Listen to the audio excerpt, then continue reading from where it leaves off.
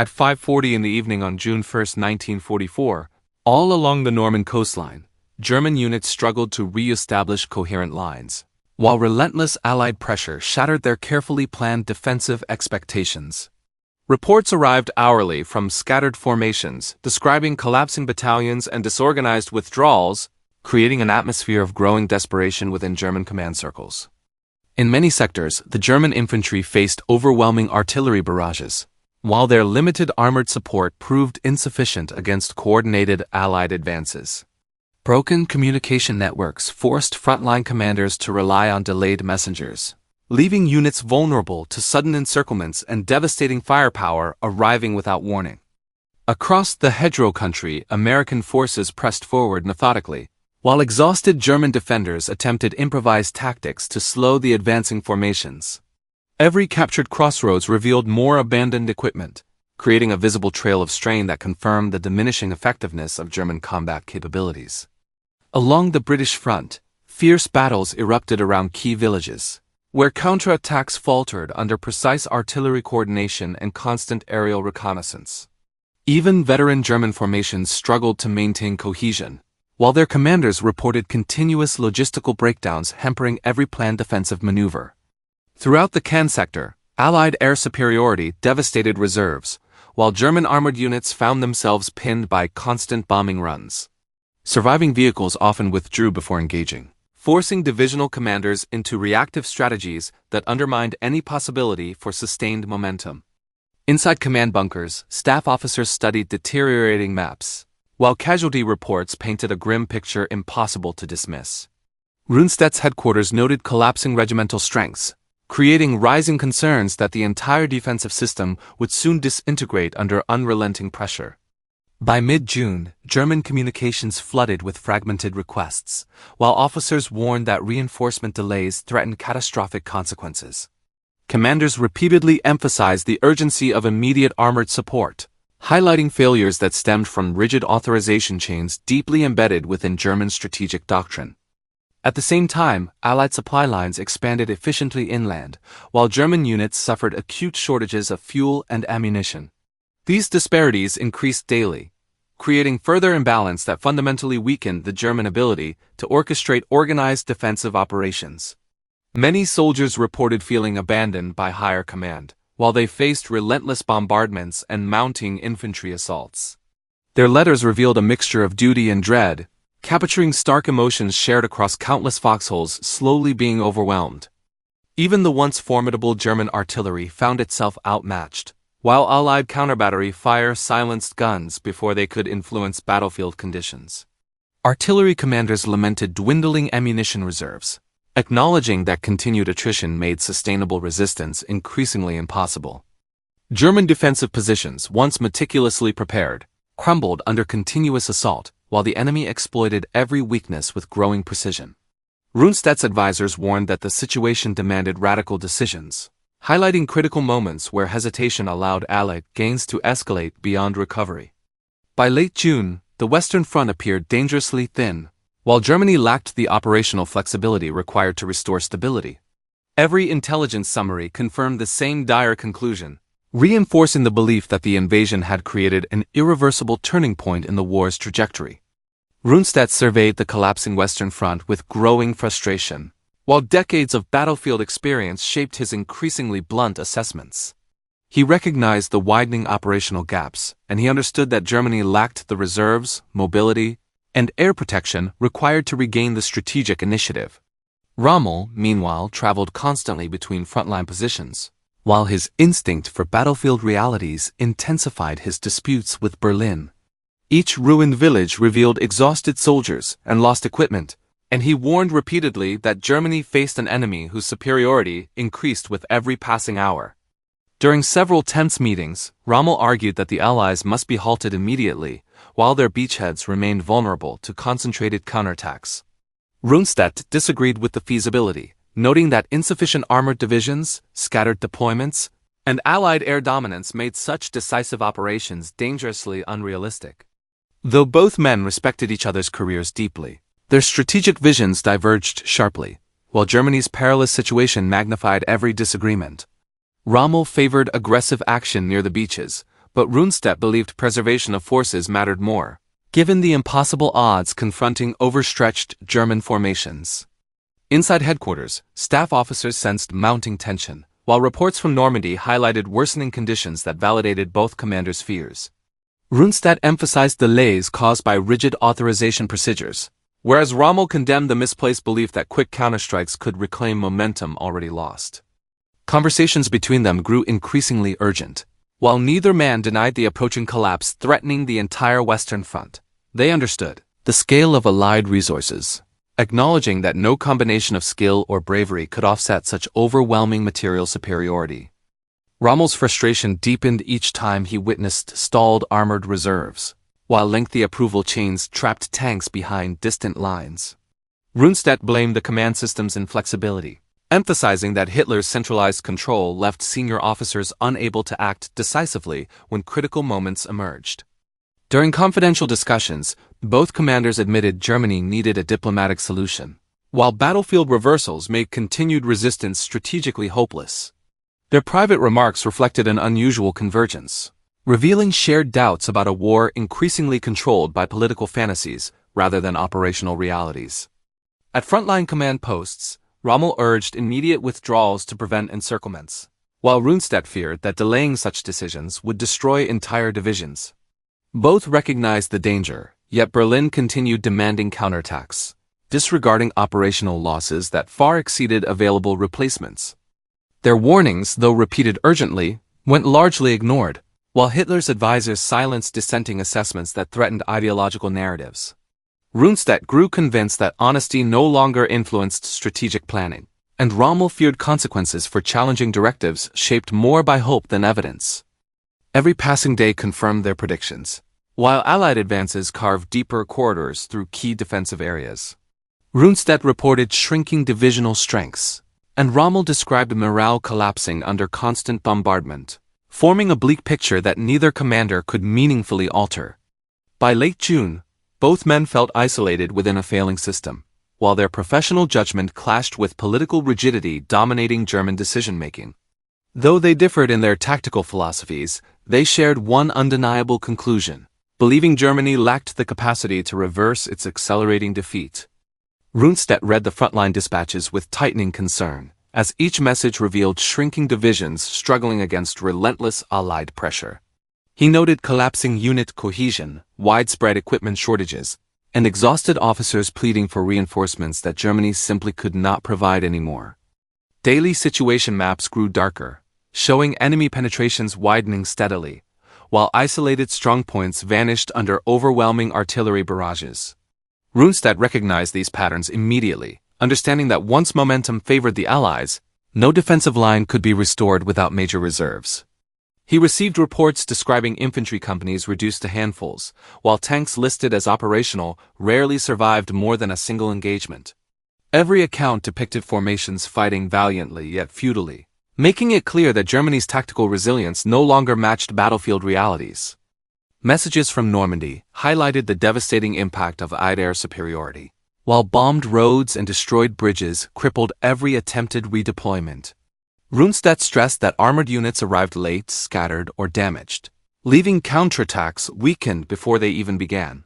Frontline commanders begged for withdrawal orders, fearing complete encirclement, while Berlin insisted on holding every position regardless of mounting casualties. Rundstedt understood the danger intimately, recalling earlier wars where stubborn defenses accelerated inevitable collapses across entire fronts. Several officers reported severe communication breakdowns, as Allied jamming and destroyed relay stations slowed essential coordination. Rundstedt noted that disrupted signals transformed every engagement into isolated battles, leaving units blind to wider strategic developments. He also received grim accounts of conscripted replacements arriving untrained, while veterans warned that inexperienced soldiers faltered quickly under concentrated fire. These reports confirmed his belief that Germany's manpower reserves were dangerously depleted, making sustained resistance increasingly unrealistic. Logistical summaries painted an equally troubling picture, listing dwindling ammunition reserves, empty fuel depots, and abandoned vehicles lining contested roads. Rundstedt highlighted these shortages repeatedly, emphasizing that an army fighting without supplies could not execute coherent operations. Weather updates described foggy conditions used effectively by the Allies, while German observers struggled to track enemy movements. Rundstedt recognized how reduced visibility favored attackers equipped with advanced navigation tools, giving the Allied forces another significant advantage. Reports from armored commanders noted mechanical breakdowns rising sharply, as overworked maintenance crews struggled to keep aging tanks operational. Rundstedt warned that unreliable armor created dangerous vulnerabilities, preventing Germany from mounting decisive counterblows against advancing enemy formations. Letters from subordinate generals carried increasingly desperate tones, describing battalions dissolving under constant pressure, while Berlin demanded impossible objectives. Rundstedt found these pleas tragically familiar, revealing an army fighting courageously yet inevitably doomed by strategic delusion. As the evidence accumulated, Rundstedt concluded that Germany faced irreversible defeat, while Berlin clung stubbornly to fantasies of renewed offensives. He knew these ignored reports would shape history, exposing a leadership unwilling to accept reality even as the Western Front collapsed completely. Hitler's conferences at the Wolf's Lair unfolded with oppressive formality, as staff officers delivered bleak summaries wrapped carefully in softened language. Rundstedt noted how each presentation avoided stark conclusions, revealing a culture where truth existed only when it flattered predetermined expectations. The atmosphere grew increasingly tense, with Hitler interrupting speakers sharply, insisting that temporary setbacks resulted from insufficient fanaticism rather than structural collapse. Rundstedt understood the danger instantly, recognizing how ideology replaced analysis within the highest level of German command. Maps covered the table, marked with bright arrows that reflected Hitler's imagined counteroffensives, while actual frontline reports contradicted nearly every assumption. Rundstedt observed these contradictions silently, knowing dissent invited reprimand or immediate dismissal. Hitler paced beside his generals, offering strategic directives based on rigid dogma, while rejecting any proposal involving tactical withdrawal. Rundstedt saw frontline realities fading under layers of wishful thinking, leaving operational decisions disconnected from battlefield truth. During lengthy briefings, Hitler focused obsessively on minor unit actions, demanding explanations for trivial movements, while ignoring major structural weaknesses. Rundstedt realized that such micromanagement paralyzed initiative, preventing commanders from responding effectively to Allied breakthroughs. Statements from experienced field officers received cold responses, as Hitler leaned heavily on unreliable intelligence reports supporting his expectations. Rundstedt listened carefully, understanding that manipulated information distorted every critical decision being made. When generals cautiously recommended flexible defenses, Hitler dismissed the idea angrily, insisting that holding ground symbolized national willpower. Rundstedt recognized this rigid stance as catastrophic, since immovable positions invited encirclement under relentless Allied pressure. Meetings dragged deep into the night, illuminated by harsh overhead lights, while Hitler delivered long monologues filled with historical comparisons and misplaced confidence. Rundstedt watched the staff nod respectfully, knowing few dared contradict even the most unrealistic claims. Hitler's distrust of professional soldiers intensified, leading him to replace seasoned commanders with loyalists lacking strategic depth. Rundstedt understood that such appointments accelerated collapse, further marginalizing officers capable of offering honest assessments. Requests for armored reinforcements were denied repeatedly, as Hitler insisted on preserving panzer divisions for a future offensive he believed imminent. Rundstedt recognized this imagined operation as a dangerous fantasy, draining resources from sectors facing imminent destruction.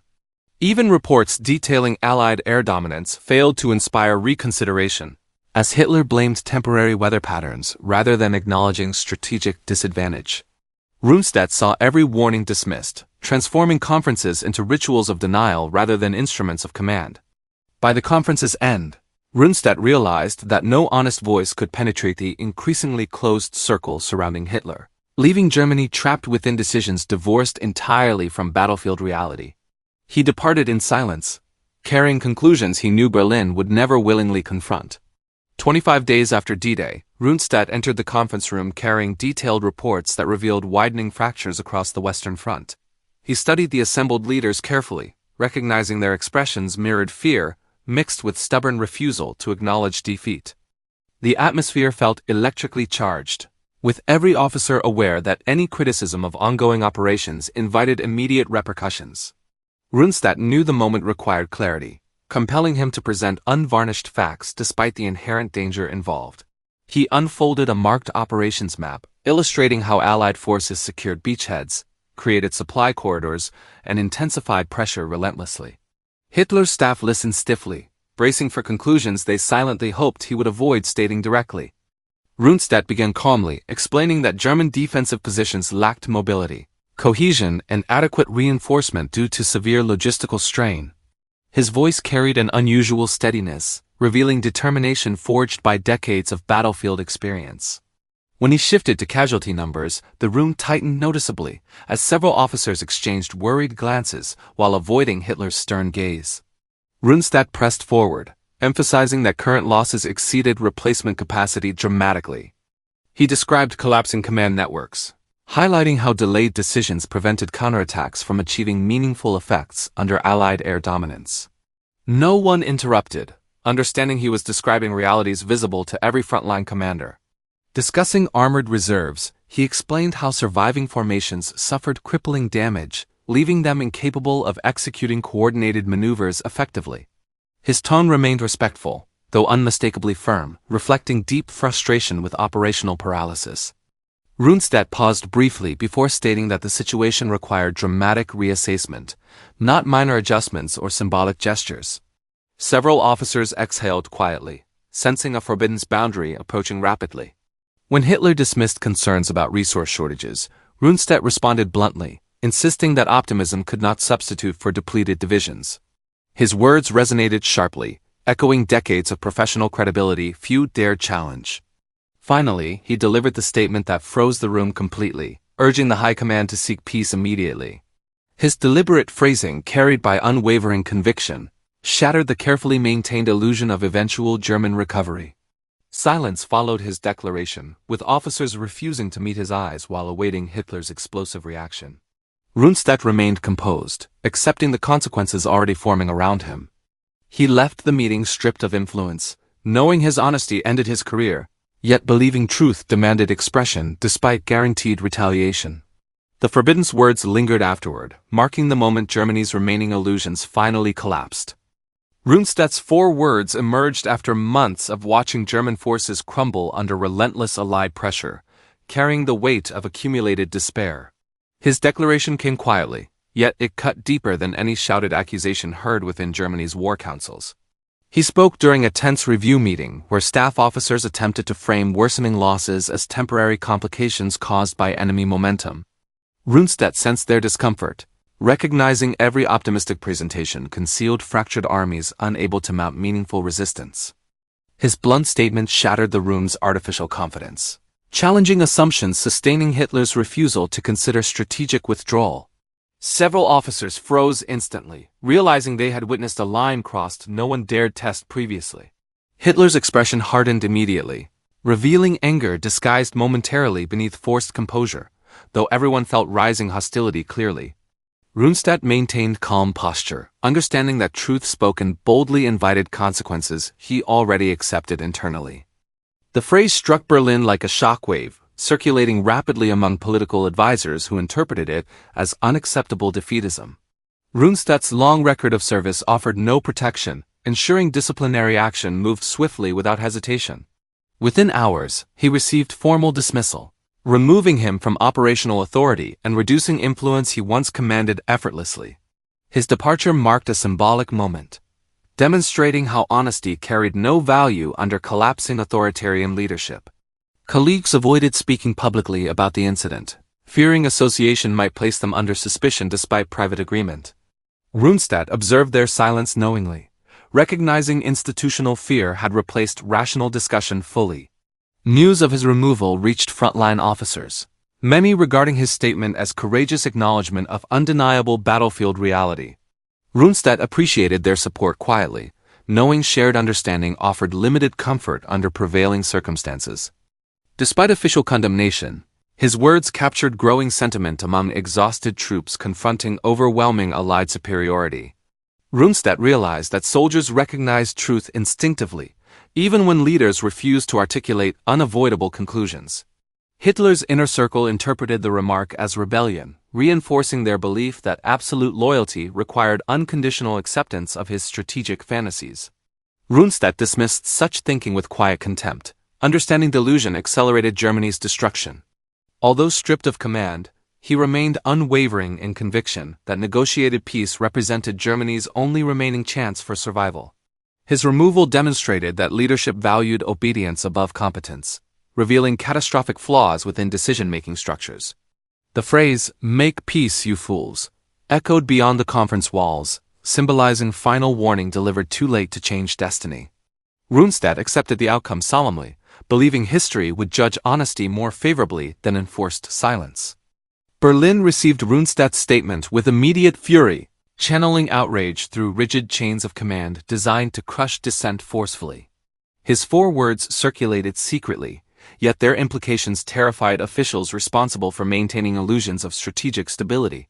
Hitler interpreted the remark as insubordination, ordering loyal aides to determine how deeply such defeatist thinking might spread internally. They feared Rundstedt's honesty, recognizing that truth possessed dangerous potential to unravel carefully maintained propaganda narratives. Joseph Goebbels demanded complete containment of the incident, insisting the public must never learn a Marshal questioned Germany's war direction. His ministry worked swiftly, burying reports and crafting replacement messages, reinforcing unwavering national confidence. High command officers responded with cautious distancing, avoiding any association that might implicate them in perceived disloyalty. Their silence reflected growing anxiety, as political reprisals became increasingly unpredictable under failing leadership structures. Rumors spread nonetheless, carried quietly among staff officers who respected Rundstedt's military judgment despite official condemnation. They whispered privately, acknowledging his assessment matched realities evident across collapsing Western Front positions. Gestapo officials began discreet monitoring, seeking indications that frontline frustration might transform into organized resistance. Their presence intensified fear, encouraging officers to suppress criticism even when confronted with undeniable evidence of impending defeat. Meanwhile, propaganda broadcasts portrayed unwavering German resilience, misleading audiences regarding front conditions deteriorating faster than announcements suggested. Rundstedt watched these efforts with frustration, recognizing deception only prolonged suffering without altering strategic outcomes. Hitler's inner circle pressed for harsher loyalty standards, insisting any deviation from approved optimism indicated unacceptable weakness. Such demands deepened institutional paralysis, preventing open debate that might produce practical military solutions. Senior generals sensed shifting atmosphere. Understanding dissent now carried greater risk than operational failure. Rundstedt realized they faced impossible choices, balancing professional duty with survival inside collapsing authoritarian system. Berlin's bureaucratic machinery reinforced silence, issuing directives discouraging pessimistic assessments regardless of battlefield developments. These measures stifled initiative completely, ensuring meaningful reform remained impossible despite mounting crises. Operatives erased references to Rundstedt's warning from conference records, attempting to preserve narrative portraying unified leadership resolve. Rundstedt accepted erasure solemnly, believing history eventually revealed truths hidden temporarily through fear. Germany's reaction exposed deep fractures within regime unwilling to acknowledge strategic collapse, illustrating devastating impact of enforced denial. Rundstedt understood his words carried moral weight, even though immediate consequences silenced honest discourse fatally. German leadership dismissed Rundstedt's warning immediately, allowing illusions of control to overshadow mounting evidence of irreversible deterioration. This refusal to confront strategic truth ensured decisions remained disconnected from battlefield realities, shaping events rapidly across France. Panzer divisions already weakened by shortages faced overwhelming Allied pressure, fighting without coordinated support because Berlin rejected necessary tactical adjustments. Rundstedt recognized this fatal rigidity, understanding victories demanded flexibility Germany no longer possessed. As Allied breakthroughs widened, German commanders requested withdrawals repeatedly, arguing extended defenses lacked resources to hold crumbling lines. Berlin denied every proposal, insisting orders be executed despite increasingly impossible conditions. Ignoring frontline reports caused logistical collapse, preventing efficient movement of supplies vital for sustaining cohesive resistance. Rundstedt observed these failures grimly, knowing leadership pride outweighed operational logic required for survival. Allied air superiority intensified destruction, crippling transportation networks that Germany desperately needed to reinforce vulnerable sectors. Rundstedt had warned this vulnerability earlier, urging strategic adaptation rejected due to political obstinacy. German units became isolated rapidly, losing communication links essential for coordinated defense across expanding fronts. His predictions unfolded precisely, demonstrating catastrophic consequences when professional expertise met ideological arrogance. Attempts to regroup failed consistently, hindered by delayed authorizations from leaders unwilling to accept deteriorating conditions. Rundstedt understood these delays represented deeper structural paralysis within overstretched command apparatus. As collapse deepened, divisions were thrown piecemeal into battle, lacking coherent strategy or adequate preparation. Rundstedt saw these deployments as symptomatic of desperation, signaling leadership unwillingness to acknowledge looming defeat. Allied advances accelerated dramatically, overwhelming weakened formations incapable of sustained resistance. Rundstedt recognized this acceleration resulted directly from leadership refusal to apply realistic assessments earlier. Internal disagreements intensified within German command networks, creating confusion that further weakened operational cohesion. Rundstedt understood unity required honesty, yet honesty remained unacceptable under prevailing authoritarian norms. By failing to heed warnings grounded in decades of military experience, Germany forfeited opportunities to execute orderly withdrawals. Rundstedt witnessed preventable losses multiply, deepening tragedy already consuming nation. Strategic collapse became inevitable, driven not solely by Allied strength, but by leadership denial undermining remaining defensive potential. Rundstedt realized his dismissed words symbolized final turning point, marking moment Germany lost ability to shape war's outcome meaningfully. Rumors spread through German headquarters as officers whispered about rising desperation, revealing fractures within a command unable to control unfolding disasters. Rundstedt observed these shifts silently, recognizing symptoms of a regime losing coherence as battlefield losses mounted relentlessly.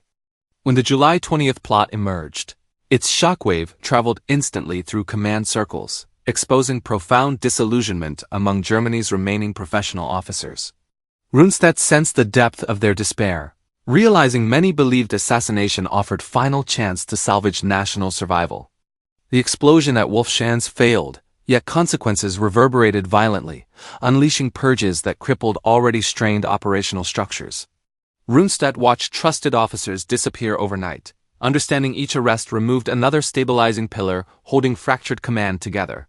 Hitler's fury intensified as he tightened control, enforcing ideological loyalty that overwhelmed practical judgment essential for effective warfare.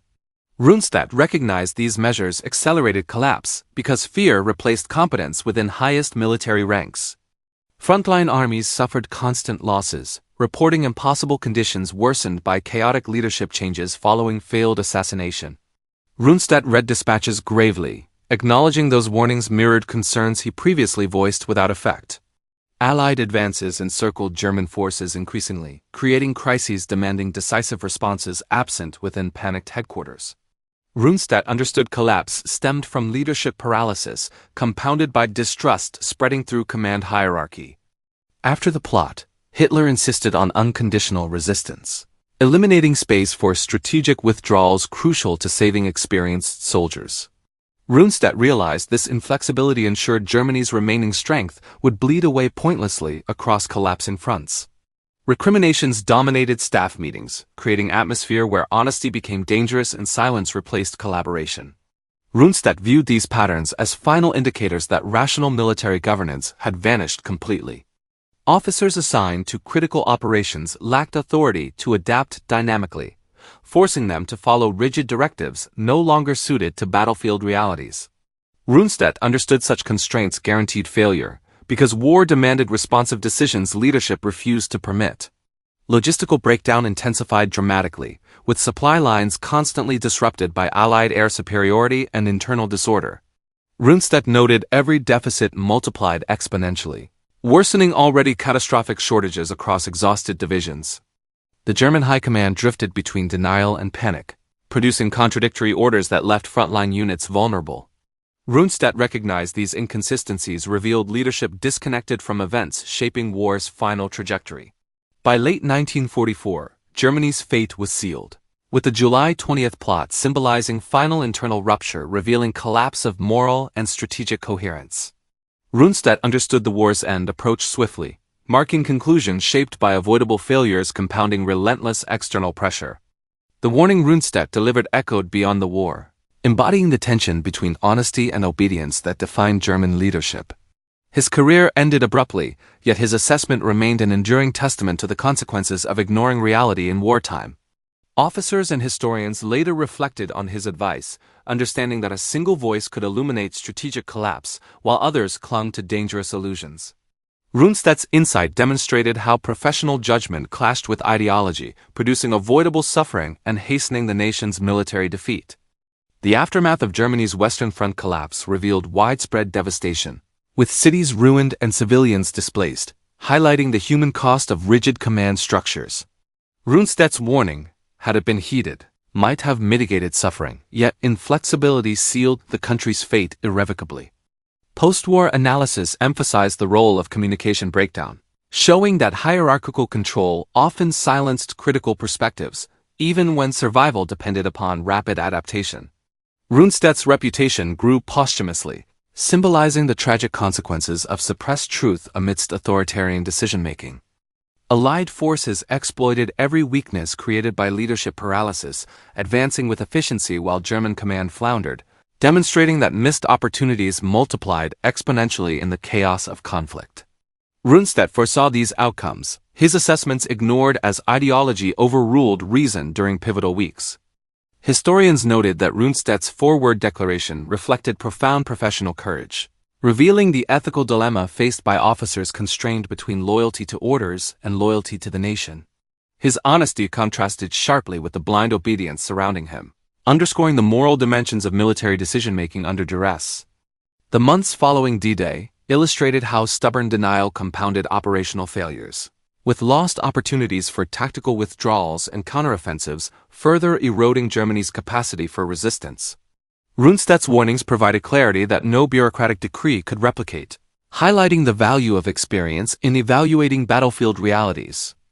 Legacy studies examined how Germany's collapse influenced post-war military doctrine, reinforcing the necessity of flexibility, realistic intelligence, and respect for field commanders' judgment. Rundstedt's experience became a cautionary tale in military academies across the world, illustrating the deadly consequences of ignoring critical professional advice. Survivors recounted the human suffering amplified by failed decisions, linking civilian misery to command rigidity. Rundstedt's message transcended individual careers, offering a timeless lesson on the interplay between moral courage and strategic necessity in warfare. Decades later, military scholars cited his warnings as seminal, demonstrating that even the highest-ranking officers can face dismissal for speaking truth, and that war often punishes honesty more than incompetence. Rundstedt's example persisted as an ethical benchmark for professional soldiers globally. The collapse of the German High Command, illuminated by his foresight, became a historical touchstone for examining the limits of centralized authority under crisis conditions. Rundstedt's career, sacrificed for candor, underscored the profound human and strategic costs of ignored counsel.